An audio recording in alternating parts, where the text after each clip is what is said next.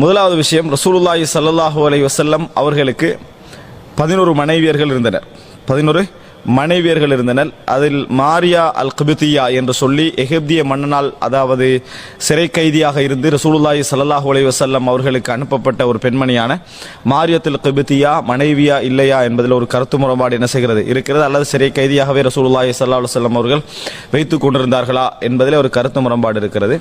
இப்படி அதாவது ரசூலுல்லாஹி ஸல்லல்லாஹு அலைஹி வஸல்லம் அவர்களுடைய இந்த மனைவிமார்களில் பிள்ளைகள், அதாவது பிள்ளை ரசூல் ஸல்லல்லாஹு அலைஹி வஸல்லம் அவர்களுக்கு அவர் ஊடாக பிள்ளை கிடைத்தது என்று சொன்னால் அது ஹதீஜா ரதியல்லாஹு அன்ஹா அவர்களும், அடுத்ததாக மாரியத்துல் கிபித்தியா.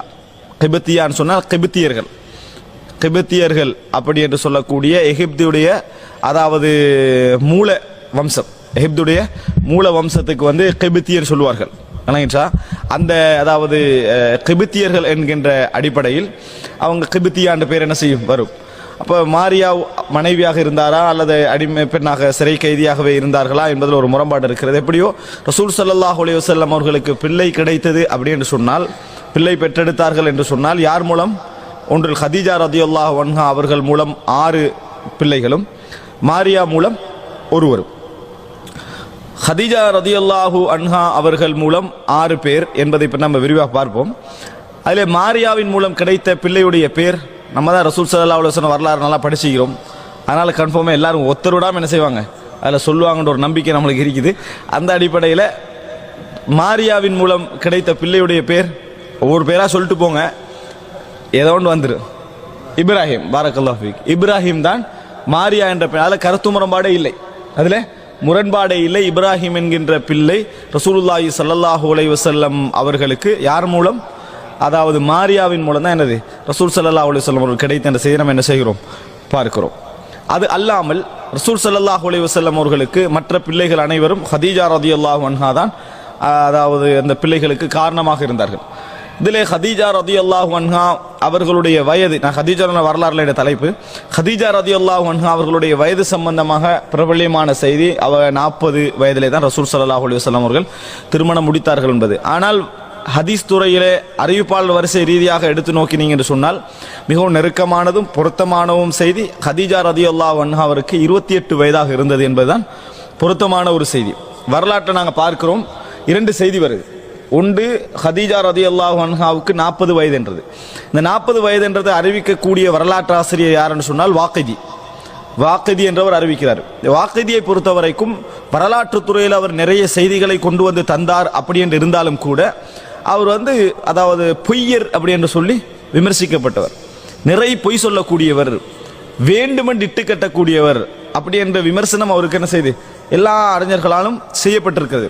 வரலாற்றில் சில இடங்களில் அவரை தவிர்க்க முடியாமல் பயன்படுத்துவார்களே தவிர மற்றபடி அவர் ஒரு பொய்யர் என்பதில் முரண்பாடு அறிஞர்களுக்கு மத்தியில் இல்லை. அவர் வழியாகத்தான் இந்த செய்தி வருகிறது. சரி, அவர் வழியாக மட்டும் அந்த செய்தி வந்திருந்து வேறு எந்த செய்தியும் வரவில்லை என்று சொன்னால் ஓரளவு அந்த 40 நம்ம ஏற்றுக்கிறதுல இந்த பிரச்சனை இல்லையே அப்படின்னு ஏற்றுக்கொண்டு என்ன செய்யலாம், போயிருக்கலாம்.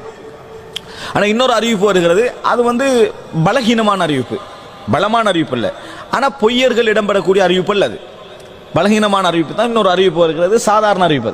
பலகீனமானவர்கள் இருக்கிறார்கள், ஆனால் பொய்யர்கள் இல்லை. வீக்கானவங்க அதில் வைக்கிறாங்க, மன்னனத்தில் வீக்கானவர்கள், அறியப்படாதவர்கள், இப்படி உள்ள ஒரு அறிவிப்பாளர். அதில் 28 என்ன செய்து வருகிறது. ஒன்றில் வயது நம்மளுக்கு கன்ஃபார்ம் இல்லைன்னு விட்டுறணும், அல்லது எடுத்தா ஆதாரத்துக்கு மிக பொருத்தமானது இதுதான். எது? இந்த பலகீன வழியாக வரக்கூடிய 28 தான் மிகவும் பொருத்தமானது என்பதை நாங்கள் புரிந்து கொள்ள வேண்டும். அந்த அடிப்படையில் ஹதீஜா ரதியல்லாஹு அன்ஹா அவர்கள் வழியாக, அதாவது 6 பிள்ளைகள் கிடைத்து நம்ம என்ன செய்கிறோம் பார்க்கிறோம். இதில் ஆண் குழந்தைகள் ரசூல் ஸல்லல்லாஹு அலைஹி வஸல்லம் அவர்களுக்கு எத்தனை பேர் ஆண் குழந்தைகள்? 2. அப்படி 1லிருந்து ஒரு 9 சொன்னோம்னா நம்மளுக்கு கன்ஃபார்மாக வந்து எத்தனை பேர்? 3 பேர் என்று ஒரு ஆள் நினைக்கிறாரு. 3 பேர் தான். விளங்கிட்டா? இல்மன்றது உறுதியாக சொல்றது, இல்மன்றது உறுதியாக சொல்றது, தெரிஞ்சுக்கிறது அல்ல, உறுதியா இதுதான், அது அல்லாம எதுவும் இல்லை என்றதா இல்ம். அது இல்லாம 2 அல்லது 3 அல்லது 4 5 6 ஒன்று சரியா வரும். 4 ஒன்று தானே, நம்ம அப்படித்தானே பதில் சொல்லி பழகிறோம். உண்டு எதிலே உண்டு சரியானவைக்கு கோடிடுக, எண்ணி அடிக்கிறோம். 1 2 3 4 5 10 இதுக்கு அடி, சரியா? இப்படித்தான் செய்றாங்க. சரியானவைக்கு கோடிடுகன்னு சொன்னா இப்படிதான் பதில் எழுதுறாங்க. அந்த மாதிரி இருக்காம நான் ரசூல் ஸல்லல்லாஹு அலைஹி வஸல்லம் அவருடைய ஆண் குழந்தைகள் மொத்தமாக 3 பேர். அதிலே நபி அவர்களுக்கு முதலாவது கிடைத்த குழந்தை, ஆண் குழந்தை அல்ல, குழந்தைகளே முதலாவது கிடைச்ச குழந்தை வந்து காசிம். குழந்தைகளையே முதலாவது குழந்தை வந்து காசிம். அதனால நபி அவர்களுடைய புனை பேர் அபுல் காசிம். ரசூல் ஸல்லல்லாஹு அலைஹி வஸல்லம் புனை பேர் அபுல் காசிம் அப்படின்ற ரசூல் ஸல்லல்லாஹு அலைஹி வஸல்லம் புனை பேர். அடுத்ததாக ஆண் குழந்தை, இன்னொரு ஆண் குழந்தை யாரு? அப்துல்லா. அப்துல்லா வந்து அடுத்த ஆண் குழந்தை. மூன்றாவது இப்ராஹிம். மூன்றாவது இப்ராஹிம். இதுல பெண் குழந்தைகள் ரசூல் ஸல்லல்லாஹு அலைஹி வஸல்லம் அவர்களுக்கு எத்தனை பேர்? 4 பேர். மொத்தம் 7, இது 3 போனா கன்ஃபார்மா பெண் குழந்தைகள் என்னது? 4 தான், சரியா? இந்த 4 குழந்தைகள்ல மூத்த பெண் குழந்தை ஜைனப், பாரக்கல்லாஹு ஃபீக், ஜைனப் ரலியல்லாஹு அன்ஹா. ஜைனப் வந்து மூத்த பெண் குழந்தை. அதாவது ஆண்கள்ல முதலாவது காசிம், பெண்கள்ல முதலாவது ஜைனப். பெண்கள்ல முதலாவது ஜைனப். பெண்கள்ல கடைசியாவது ஃபாத்திமா ரலியல்லாஹு அன்ஹா. ஃபாத்திமா ரலியல்லாஹு அன்ஹா தான் கடைசியாவது. இதுல இடையில ருக்கையா, உம்மு குல்சூம் இருக்கிறாங்க. இதுல ருக்கையா ஆரம்பமான பெண்மணியா, உம்மு குல்சூம் ஆரம்பமான பெண்மணியா, முந்தியவரா என்பதுல முரண்பாடு இருக்கிறது. ஆனா நம்ம சிம்பிளாக ஒரு உலக அடிப்படையில், ஒரு பொதுவான அடிப்படையில் எடுத்துக்கணும்னு சொன்னால் ருக்கையா தான் இரண்டாவது பெண்மணியாக இருக்க வேண்டும். ஜைனபுக்கு அடுத்ததாக ருக்கையா தான் இருக்க வேண்டும். காரணம், ரசூல் ஸல்லல்லாஹு அலைஹி வஸல்லம் உஸ்மான் ரலியல்லாஹு அன்ஹு அவர்களுக்கு முதலாவது திருமணம் முடித்து கொடுத்த பெண்மணி ருக்கையா. இரண்டாவதாக திருமணம் முடிச்சு கொடுத்தாங்க உம்மு குல்சூம். அப்ப அந்த அடிப்படையில் எடுத்தா இது வந்து என்னது, இந்த ஆர்டர்ல தான் உலகத்துல பொதுவாக நடக்கும். ஏதாவது ஒரு ரீசன் இருந்தா தான் மாறி நடக்கும். ஆனா உம்மு குல்சூமுக்கோ ருக்கையாவுக்கோ ரலியல்லாஹு அன்ஹும் அவங்களுக்கு எந்த குறையும் இருந்ததாக வரலாற்றுல எதுவும் இல்லை. ஏதோ ஒன்று காரணமாக பிந்தலாம், படிப்பு காரணமாக பிந்தலாம், உடல்நிலை காரணமாக பிந்தலாம், செல்வ நிலை காரணம், அப்படியே பிந்த வாய்ப்பு. ஆனா அப்படி ஒரு காரணம் ரசூலுல்லாஹ் காலத்துல என்ன செய்யல, ரசூலுல்லாஹ் ஃபேமிலிக்கு அப்படி ஒரு ரீசன் இருக்கல. இதுதான் ஒரு விஷயம். ஆனா இது சம்பந்தம் ஒரு செய்தி இருக்குது, வல சுக்ரா அலல் குப்ரா. பெரிய பிள்ளை இருக்கிற நேரத்தில் சின்ன பிள்ளைக்கு திருமணம் நடக்கக்கூடாது அப்படின்ற ஹதீஸ் இருக்கிறது, லைஃபான ஹதீஸ். விளங்கிட்டா? எப்படி ஹதீஸ் இருக்குது? வல சுக்ரா அலல் குப்ரா. பெரிய பெண்மணி வீட்டில் இருக்கிற நேரத்தில் சிறியவருக்கு திருமணம் முடிச்சு கொடுக்க கூடாது அப்படின்றது. இது இருந்தா சிலருக்கு நல்லது, இந்த ஹதீஸ் சஹிஹா இருந்தா. சிலருக்கு அது பிரச்சனை, சிலருக்கு பிரச்சனை. ஆனா அந்த செய்தி என்னது, பலகீனமானது. இப்ப என்ன புரிஞ்சுக்கணும்னு சொன்னா, ரசூலுல்லாஹி ஸல்லல்லாஹு அலைஹி வஸல்லம் அவருடைய மூத்த மகளார் ஜைனப் ரலியல்லாஹு அன்ஹா, அடுத்ததாக ருக்கையா, அடுத்ததாக உம்மு குல்சூம், அடுத்ததாக ஃபாத்திமா. அப்ப மொத்தமாக 7 பிள்ளைகள். அதுல ஆண் குழந்தைகள் 3, பெண் குழந்தைகள் 4. இப்ப இந்த 4 பெண் குழந்தைகளை பற்றி தான் நம்ம என்ன செய்கிறோம், படிக்க போகிறோம். பெண் குழந்தைகளுடைய வரலாற்று நீங்க பாத்தீங்கன்னு சொன்னால் பெரிய தகவல்கள் அப்படி என்று சொல்லி எடுப்பதற்கில்லை. அவர்கள் நீண்ட காலம் வாழவும் இல்லை. எல்லா பெண்மணிகளை போன்ற தியாகமான பெண்மணிகளாக அவங்களும் இருந்தாங்க. எல்லோரிடத்திலும் இருந்த பொது பண்புகள் அவர்களிடத்திலும் என்ன செய்தன, இருந்தன. ஆனால் இஸ்லாமிய சமுதாயத்தில் ரசூல் ஸல்லல்லாஹு அலைஹி வஸல்லம் உடைய பெண் மக்களுக்கு மதிப்பு கொடுக்கப்படுவதற்கு முதல் காரணம் அவர்கள் முஸ்லிம்களாக இருந்தார்கள் என்பது. என்ன காரணம்? ரசூல் ஸல்லல்லாஹு அலைஹி வஸல்லம் உடைய மகள்மார்களாக இருந்தார்கள் என்பது அல்ல. முதல் காரணம் அவர்கள் முஸ்லிம்களாக இருந்தார்கள். இல்லை என்றால் குர்ஆன் நபிமார்களுடைய குடும்பத்திலேயே பிள்ளை குஃப்ரை பத்தி சொல்ற, பிள்ளை காஃபிராக போனது, மனைவி காஃபிராக போனது, தந்தை காஃபிராக போனது, அவங்களுக்கு எந்த மரியாதை இல்லை என்பதெல்லாம் குர்ஆன் எங்களுக்கு தெளிவாக என்ன செய்கிறது, சொல்லுகிறது. ரசூல் ஸல்லல்லாஹு அலைஹி வஸல்லம் அவர்களே சொல்கிறார்கள், மன் பத்தா பிஹி அமலுஹு லம் யுஸ்ரி பிஹி நஸபுஹு. யாருடைய அமல் அவரை பிந்த வச்சிட்டோ, தூரமாக்கிட்டோ, அவருடைய நஸப் ஒரு நாளும் கொண்டு போய் என்ன செய்யாது, அவருடைய சந்ததி ஒரு நாளும் கொண்டு போய் அவரை சொர்க்கத்திலே சேர்க்காது. ரசூல் ஸல்லல்லாஹு அலைஹி வஸல்லம் ஃபாத்திமா ரலியல்லாஹு அன்ஹா பார்த்து சொல்றாங்க, மறுமை நாளில் உங்களுக்கு நான் எந்த பிரயோசனத்தை என்ன செய்ய முடியாது, தர முடியாது. ஆனா எங்க சமுதாயத்தில் நம்பிக்கை ஒரு ஹாஃபிலாக இருந்தா 10 பேரை சொர்க்கத்துக்கு கொண்டு போய் தரலாண்டு. ரசூலுல்லாஹ் சொல்ற ஹாஃபில், ஏதாவது பிரயோசனம் கொடுக்குறேன்னா யாருக்கு கொடுக்கலாம், ஃபாத்திமா ரலியல்லாஹு அன்ஹுக்கு. ஆனா நான் என்ன சொல்றாங்க, நான் உங்களுக்கு எந்த விதமான பிரயோஜனம் மறுமை நாளில் செய்ய முடியாது. அப்ப அதனால புரிஞ்சுங்க, ஹாஃபிலாக்குறது நன்மை, மிகப்பெரிய கூலி உண்டு. குர்ஆன் ஹைஃபில் பண்றவங்களுடைய அஜிர் மற்ற எல்லாவற்றை விட அதிகம், அதுல எந்த விதமான சந்தேகம் கிடையாது. ஆனால் இன்றைக்கு என்ன நடக்கு தெரியுமா, வட்டி இது போன்ற விஷயங்களில் ஈடுபடக்கூடியவர்கள், வட்டி மார்க்கத்துக்கு ஒன்றான விஷயங்களில் ஈடுபடக்கூடியவர்கள் முதலாவது என்ன வேலை செஞ்சிடறாங்கன்னு சொன்னா ஹாஃபில் ஆக்கிடுறாங்க. முதல்ல என்ன செஞ்சிடறாங்க, அவரை ஹாஃபில் ஆக்கிடுறாங்க. அது என்ன நினைக்கிறாங்கன்னா, எப்படியோ 10 பேர்ல ஒரு ஆள் என்ன செய்யணும், சொர்க்கத்துக்கு கூட்டிடணும். 10 பேர்ல ஒரு ஆளை சொர்க்கத்துக்கு என்ன செஞ்சிடணும், கூட்டிட்டு போகணும், நரகத்தை விட்டு காப்பாத்திடணும். அதுல ஒரு ஆளா வாப்பா வந்துருவாரா, இல்ல யாரு மனசாக சேர்த்தாரோ அவர் வந்துருவாரு. இந்த அடிப்படையில் நிறைய பேர் பாவம் செய்யறாங்க. இது ஓபனா பேசுறாங்க. அப்படி இஸ்லாம் என்ன செய்யல, அவங்களுக்கு சொல்லல. ஆனால் குர்ஆனை படித்து கொடுத்த பெற்றோர்களுக்கு, அதுக்கு முற்படுத்திய பெற்றோருக்கு மறுமையில மிகப்பெரிய கூலி உண்டு, அதுல மாற்று கருத்து கிடையாது. ஆனா நீங்க பாவம் செஞ்சு நரகத்துல இருந்து கூப்பிட்டு போறதுக்கு இந்த ஹிஃபில் என்ன செய்யாது, உதவாது. அதை நம்ம புரிந்து கொள்ள வேண்டும். குர்ஆன் என்பது இது என்னது, அந்த பை சான்ஸ்ல போற விஷயம் அல்ல. இதை நம்ம அடிப்படையாக தெரிந்து கொள்ள வேண்டும். ரசூலுல்லாஹி ஸல்லல்லாஹு அலைஹி வஸல்லம் அவர்கள் என்ன செய்கிறார்கள், அதை சொல்லுவதை நாங்கள் பார்க்கிறோம். அப்ப ரசூல் ஸல்லல்லாஹு அலைஹி வஸல்லம் பெண் மக்களுக்கான முதல் காரணமே அவர்கள் முஸ்லிம்களாக இருந்தார்கள் என்பது, அவங்களாம் உடனே இஸ்லாத்தை ஏற்றுக்கொண்டார்கள் என்பது, அதுக்கான கஷ்டங்களை சுமந்தார்கள் என்பது. ஒரு நாள் ரசூல் ஸல்லல்லாஹு மகள்மாரெல்லாம் முஸ்லிம்களாகவே ஆகுவார்கள் என்று என்ன செய்யல, வாக்கில்லை. அவர்களுடைய ஈமானுக்கு காரணம் அவர்களுடைய முயற்சி, அவர்களுடைய நல்ல குணம், அது அவர்கள் ஈமானை ஏற்றுக்கொண்டார்கள்.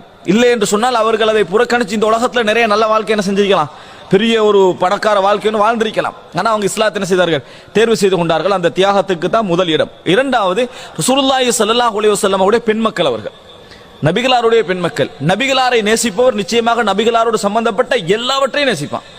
ரசூல் ஸல்லல்லாஹு அலைஹி வஸல்லம் அவர்களோடு சம்பந்தப்பட்ட எல்லாவற்றையும் நேசிப்பான். சில பொழுதுகளில் நேசம் என்பதற்குரிய வரைவிலக்கணம் என்ன, நேசம் சில நேரங்களில் உலகியல் ரீதியாக அசிங்கம் என்று மனிதன் நினைக்கக்கூடியவைகள் எல்லாம் தாண்டிடும்.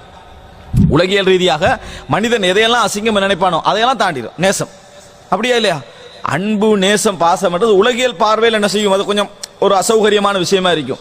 ஆனா அன்பு, நேசம் என்பது ஒரு ஆள் மனதில் அப்படியே பதிஞ்சுட்டு வைங்களே, நம்ம அசிங்கங்கள் உலக ரீதியான பார்வையில் எதிர்க்க அதை கூட என்ன செஞ்சிட மாட்டோம், நம்ம கணக்கெடுக்க மாட்டோம். ஆனால் அது ரசூல் ஸல்லல்லாஹு அலைஹி வஸல்லம் அவரோட வாழ்க்கை நம்ம பார்த்தீங்கன்னா நபித்தோட அதை தான் காட்டினாங்க. அதான் ஹுதைபியாவுடைய ஹதீஸ்ல நம்ம பார்க்கிறோம்.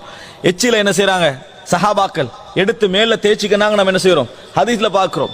இதை நம்ம எப்படி பார்க்க கூடாது, ஒரு சாதாரண மனிதனை பார்க்கிறது போல என்ன செய்யக்கூடாது, இதை பார்க்க கூடாது. நபிகளாரின் மீது நபித்தோழர்கள் வைத்திருந்த நேசத்தின் ஊடாக என்ன செய்யணும், அதை பார்க்கணும். அவங்க வச்சிருந்த அன்பு, அவங்க வச்சிருந்த இதெல்லாம் நம்ம நினைக்கிறதை விட நிறைய வச்சிருந்தாங்க. இப்ப நாங்க ஒரு அன்பு நினைவு வைத்திருக்கிறோமே, இதையெல்லாம் தாண்டி நபித்தோழர்களுக்கு இருந்தது. ரசூல் ஸல்லல்லாஹு அலைஹி வஸல்லம் அவர்களை அவங்க விரும்பின அந்த முறைகள் இருக்குதே, அது சாதாரணமானதல்ல. நம்ம மஹப்பத்தை நிறைய நீங்க படிச்சீங்கன்னு சொன்னா புரிஞ்சு கொள்வீங்க. அந்த மஹப்பத்தை நினைக்க நினைக்க நினைக்க இந்த சாதாரண அளவுகோல் எல்லாம் போயிடும். இந்த சாதாரண அளவுகோலம் போற அந்த மஹப்பத்தை அதான் உர்வத் இப்னு மஸ்ஊத் ஸகஃபி போய் என்ன செஞ்சார் சொன்னார், உலகத்திலே எந்த மன்னர்களையும் இந்த மாதிரி விரும்புறத நான் என்ன செய்யவில்லை, காணவில்லை என்று சொன்னார்கள். அதனால ரசூல் ஸல்லல்லாஹு அலைஹி வஸல்லம் அவர்கள் மீது நம்ம வைத்திருக்கக்கூடிய நேசம் அவருடைய எல்லா விஷயங்களையும் நமக்கு விரும்ப சொல்லும், அவருடைய எல்லா விஷயங்களையும் விரும்ப சொல்லும். உண்மையான நேசம் நம்மிடத்தில் இருந்தா நம்ம உலகத்தில் அதை பார்க்கிறோம். ஒருவரை ஆண்களை ஏற்படுற ஃப்ரெண்ட்ஷிப் நேசித்து விட்டால் இவனுக்கு பிடிச்ச கலர் இவனுக்கு பிடிக்காது, அவனுக்கு என்ன கலர் பிடிக்குதோ அதான் இவனுக்கு பிடிக்குது. இவன் ஊரை விட இதெல்லாம் ஊரா, அவன் வாழ்றானே ஊரு அதான் ஊரு, விளங்கிட்டா? இது என்ன, இது சர்வ எல்லாமே தனது விருப்பங்கள் எதுவுமே விருப்பம் இல்லாம போயிருது. உணவு, இடம், உறவுகள், சொந்தங்கள், அது இது எல்லா விஷயமும் இவன் யாரை நேசிக்கிறானோ அவனுக்கு ஏத்த மாதிரி மாறிடுது. அதனாலதான் பெற்றோர்கள் கூட என்ன செய்யறாங்க பாருங்க, நான் சொல்லி கேட்க மாட்டேன், நீயாவது சொல்ல அவனுக்கு கூட்டாளி மாதிரி சொல்லுவாங்க. ஏன், அது ரெண்டு பேரும் ஒரு விஷயத்தான் சொல்ல போறாங்க, ஆனா நேசிக்கிறவன் சொன்னா என்ன நடக்கும், அது மனதுல போயிடும். அதனால் இன்னல் முஹிப்ப லிமன் யுஹிப்பு முத்தியஹு, நேசர் யாரை நேசிக்கிறானோ அவனுக்கு வழிபட்டவனாகவே இருப்பான், அவனுக்கு வழிபட்டவனாகவே இருப்பான். அடுத்த பார்க்கிறோம்.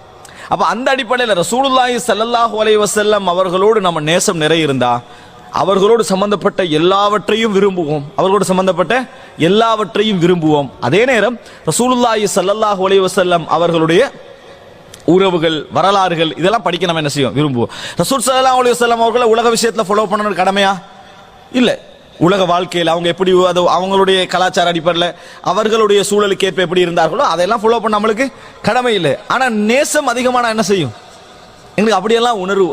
ரசூலுல்லாஹ் எப்படி முடிவார், நாங்க நான் அப்படித்தான் வாருவேன் நினைச்சா அது பிழை இல்லை, ஒரு ஆள் பிழை இல்லை. அது இப்னு உமர் ரலியல்லாஹு அன்ஹு வாழ்க்கையை நாம் என்ன செய்கிறோம், அந்த நிலைமை என்ன செய்கிறோம் பார்க்கிறோம். சும்மா போய் ஒரு இடத்துல உட்கார்ந்துட்டு போவாங்க, கேட்டா சொல்றாங்க ரசூலுல்லாஹ் இந்த பக்கத்தால போகல இங்க என்ன செய்தார்கள், உட்கார்ந்தார்கள், இங்க தொழுதார்கள் அப்படின்லாம் என்ன செய்தார்கள் சொல்வதை நாங்கள் பார்க்கிறோம். அன்புள்ள சகோதரர்களே, எனவே இந்த விஷயம் நாங்கள் சில விஷயங்கள் நம்ம கவனமாக இருக்கணும். மார்க்க ரீதியான எல்லைகளை தாண்டாம என்ன செய்ய வேண்டும், இருக்க வேண்டும். ரசூலுல்லாஹ் ஹிரா குகையில் இருந்தாங்க, நான் போய் ஹிரா குகையில போறேன்னு சொல்லக்கூடாது, விளங்கிட்டா? மார்க்க ரீதியான விஷயங்கள்ல நம்ம கொஞ்சம் என்ன செய்யணும், ரசூலுல்லாஹ் போட்ட எல்லைக்குள்ள நின்றோம். ரசூலுல்லாஹ் செஞ்சாலும் சில தடைகளை என்ன செஞ்சிட்டாங்க, போட்டுட்டாங்க, அதுக்கு நம்ம போகக்கூடாது. மற்றபடி எல்லா விஷயத்திலும் ரசூல் ஸல்லல்லாஹு அலைஹி வஸல்லம் அவருடைய நேசம் என்பது நம்ம பார்க்கக்கூடிய இந்த வெறும் பின்பற்றுதலில் மட்டுமல்ல, பின்பற்றுதல் ஃபர்ஸ்ட், ஒரு ஆள் சும்மா நேசம் என்றாரு, ஆனா அவர்கிட்ட பின்பற்றுதல் இல்லைன்னு வைங்களே, அவர் பின்பற்றவே இல்லை. ஏன்? குல் இன் குன்தும் துஹிப்பூனல்லாஹ ஃபத்தபிஊனி யுஹ்பிபுக்குமுல்லாஹ். நீங்கள் அல்லாஹ்வை விரும்பக்கூடியவர்களா இருந்தா முதல்ல ஃபாலோ பண்ணுங்க. அதான் விருப்பம். விருப்பம் என்றது ஃபாலோ பண்றதுதான். அதை நீங்க ஃபாலோ பண்ணி காட்டுங்க விருப்பம். அந்த ஃபாலோவிங்கோடு மேலதிகமான சிந்தனைகள் நம்மளுக்கு வந்தா அது நேசம். எனவே ரசூல் ஸல்லல்லாஹு அலைஹி வஸல்லம் உடைய பிள்ளைகளை, பெண் மக்களுடைய வரலாறுகளை நாம் படிப்பதெல்லாம் வெறும் வரலாற்றுக்காக அல்ல, நபிகளாரை நேசிப்பதனுடைய ஒரு வெளிப்பாடு. நபிகளாரை நேசிப்பதனுடைய வெளிப்பாடு. சாதாரண இந்த கிரிக்கெட் விளையாடுறவங்களோட வரலாறை தெரிஞ்சுக்கிறதுல காட்டுற ஆர்வம், இந்த ஃபுட்பால் விளையாடுறவங்களை தெரிஞ்சுக்கிறத காட்டுற ஆர்வம், நடிகர் நடிகைகளை வரலாறுகளை தெரிஞ்சு வைக்கிறதுல ஆர்வம். எனக்கு உலக விஷயத்துல எல்லாமே தெரியும், எனக்கு உலக விஷயத்துல எல்லாமே தெரியும். அதுக்கு வேற பொது அறிவு என்று சொல்லி பேர் வச்சு அந்த நாட்டு ஜனாதிபதி யார், இந்த நாட்டு ஜனாதிபதி யார், அவன் யாரு, அந்த நாட்டு ஜனாதிபதி யாருன்னு அவன் படிக்கிற டைம்ல ஒரு ஆளா இருந்திப்பான், எக்ஸாம் முடிஞ்சு அவன் திருத்தக்குள்ள இன்னொரு ஆளா இருப்பான். விளங்கிட்டான்? இப்படியான விஷயங்களெல்லாம் நம்ம பாடமாக்கி வைக்கிற நாங்க எதெல்லாம் ஒரு நேசத்துக்கும் நன்மைக்கும் உரிய வரலாறோ அதை படிக்க வேண்டிய கடமை நம்மகிட்ட இருக்குது. ஆனா அக்ஸ் தலைகீழா தான் என்ன செய்யுது இருந்து கொண்டிருக்கிறது என்பதை நம்ம என்ன செய்ய, நான் வேற விஷயங்கள் கேட்க அட்டிச்சு சொல்லியிருப்பாங்க, ஆனா இந்த விஷயங்கள்லாம் இருக்கலாம் இப்படித்தான் 4 8 10 சந்தேகம்லாம் என்ன செய்யுது இருந்து கொண்டிருப்பதை நம்ம பார்க்கிறோம். அப்ப அதனால மஹப்பத் நேசம் என்ற பகுதி இருக்குதானே, அது ரசூல் ஸல்லல்லாஹு அலைஹி வஸல்லம் வச்சு நீங்க யோசிச்சு பாருங்க. நம்மளுக்கு இந்த வரலாறு படிக்கணும் என்ன, மஹப்பத்தின் ஊடாக வர வேண்டும், தகவல் அறிவின் ஆர்வத்தின் ஊடாக அல்ல. நம்ம நிறைய தகவல்களை தெரிஞ்சு கொள்ளணும் என்ற ஆர்வம் பொது உங்களுக்கு எல்லாத்துக்கும் வரும், எல்லாவற்றுக்கும் வராது. ஆனா ரசூலுல்லாஹோட வரலாறு படிக்க என்ன வரும் தெரியுமா, மஹப்பத்தின் ஊடாக உங்களுக்கு வரணும். ரசூலுல்லாஹ் அங்க எந்த மண்ணால ஹிஜ்ரத் செஞ்சிருப்பாங்க, ரசூலுல்லாஹ் அங்க வந்து எப்படி இருந்திருப்பாரு, இந்த விஷயங்கள் எதால வரும். ஏன் இமாம் திர்மிதி, அதாவது ஷமாயிலு திர்மிதி என்ற ஒரு ஷமாயில் முஹம்மதி என்ற ஒரு நூலை எழுதினார். நபிகளாருடைய ஷமாயில், அவருடைய உடலங்கம் எப்படி இருந்தது, அவருடைய குணங்கள் எப்படி இருந்தது, நடைகள் எப்படி இருந்தது, வீடு எப்படி இருந்தது, சிரிப்பு எப்படி இருந்தது, ஏன் எழுதினாரு? அவருக்கு தான் எல்லா மார்க்க விஷயங்களையும் கொடுத்துட்டு இருப்பாங்களே. இன்றைக்குள்ள சிந்தனை எப்படி இருந்தால் அது தொகுத்திக்கவே மாட்டாங்க. நம்மளுக்கு தான் மற்ற விஷயம் முடிஞ்சுது, இனத்துக்கு ஷமாயில் யோசிச்சிருப்பாங்க. ஆனா அவங்க ஏன் தொகுத்தாங்க? மஹப்பத், அந்த நேசம், அதனுடைய வெளிப்பாடு நம்மகிட்ட என்ன செய்ய இருக்கு. எனவே நபிகளாருடைய வரலாறு படிப்பது, அவருடைய பெண் பிள்ளைகளுடைய வரலாறு படிப்பது, அவருடைய பிள்ளைகளுடைய வரலாறு படிப்பதெல்லாம் மஹப்பத்துடைய ஒரு பகுதி, நபிகளாரை நேசிப்பதுடைய ஒரு பகுதி என்பதை நாங்கள் புரிந்து கொள்ள வேண்டும்.